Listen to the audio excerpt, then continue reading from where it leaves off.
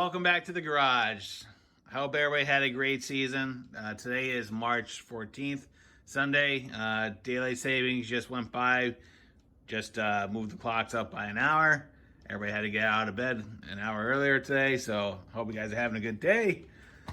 All right, so start of a new year, start of a new Project Sled for 2021. So in the past, what have we done? We've done an Edge, we've done an XC, we've done that 92 XCR, we've done that 98 XCR 440, 700 clone mock-up, whatever you want to call that. Then we also did the 96 Ultra.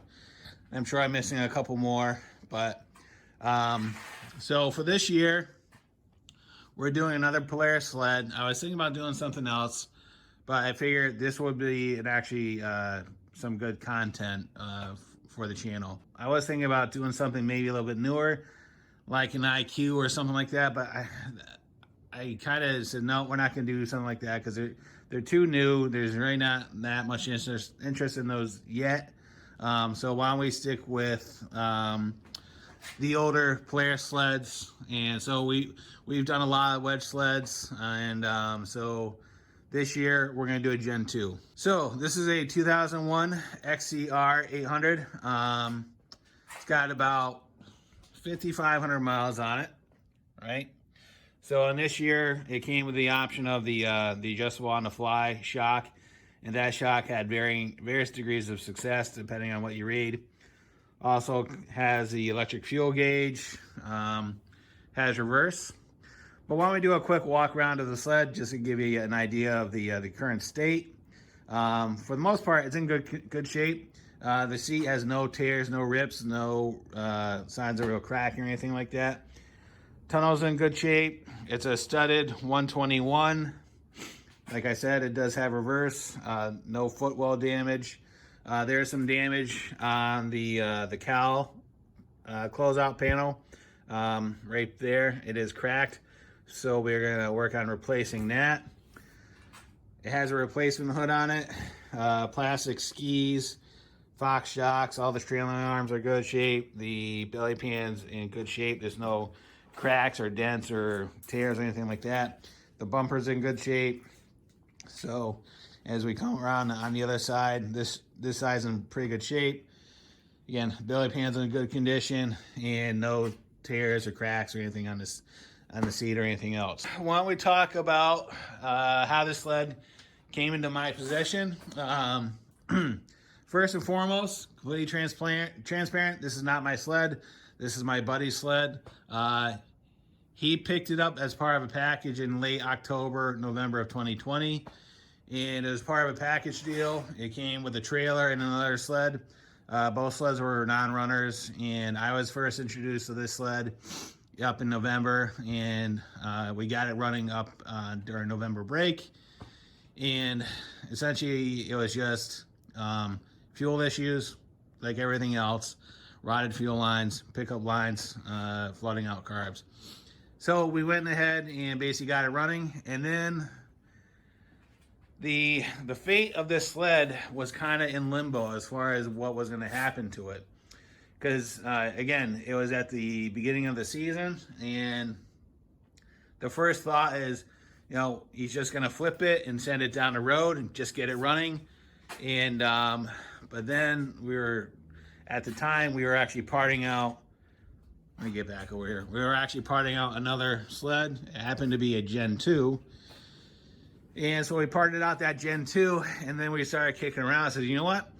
We should go and work on that XCR and kind of bring it back. Why don't we take the hood off that Gen 2 that we parted out and let's paint it, right? And the reason why we painted this hood is if we go back to the original hood, it is completely trashed, unfortunately. It's broken on the right.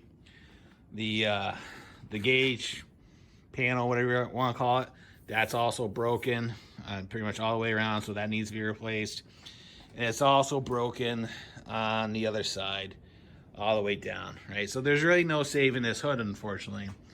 So that's why we said, you know what, why don't we take the hood from that sled that we're parting out, we'll paint it, right? So the hood got painted, and this is right around December. The start of the season starts, right? So everybody's busy riding, blah, blah, blah. Nobody's really working on sleds. We're just out riding while we can.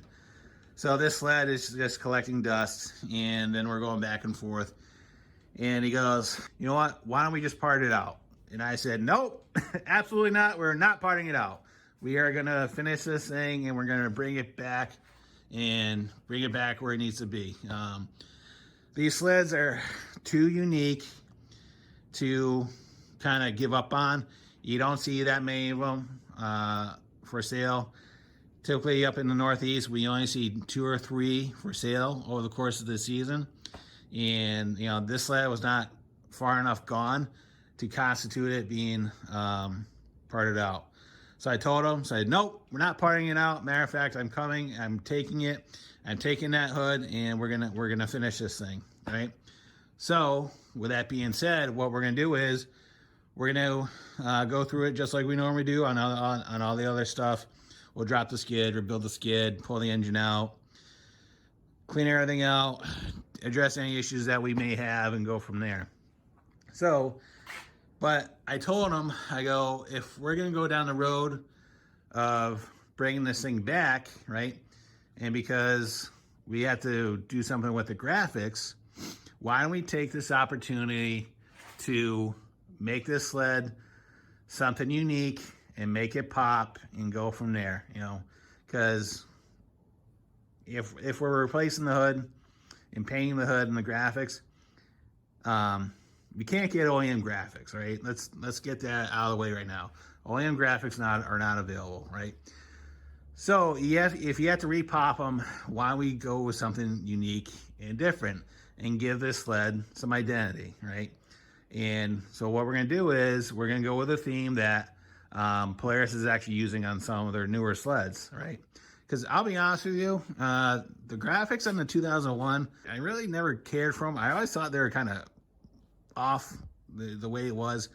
You know, you got orange and red and yellow and blue and white, and the size of the 800 in comparison to the XCR and the variable exhaust, and basically it's to me it's kind of a mess. It's just, there's no cohesion on the layout of it, so it's kind of a disaster. What we're gonna do is, and we actually got inspiration from a sled that was posted on Polaris in the garage, and it was I'll post a picture of it.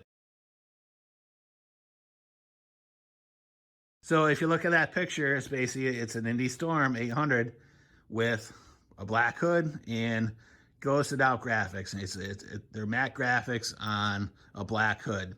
And so Polaris is actually using that theme on some of their newer sleds, on some of the XCRs 800s. So what we're gonna do is we're gonna use that as an inspiration. So we're gonna reach out to some graphic companies and say, hey, this is what we're trying to do, and we're going to keep the graphics very simple. We're probably going to use some of the later years graphics as a theme, but not go exactly on it. But it'll be true to the XCR family. So over the course of the 3 or 4 years in the Gen 2. So that's what we're thinking. All right. So let me know what you think. If you guys think it's a good idea or a bad idea. So again, if you're gonna do something, you know, we're gonna take some liberties, some creative liberties, and kind of make it unique and make it stand out for what it is, and we'll go from there. All right, guys. If there's any questions, comments, concerns, go leave them in the comments box. I'll get back to you as soon as I can. And as always, thanks for watching, and have a great day. See ya.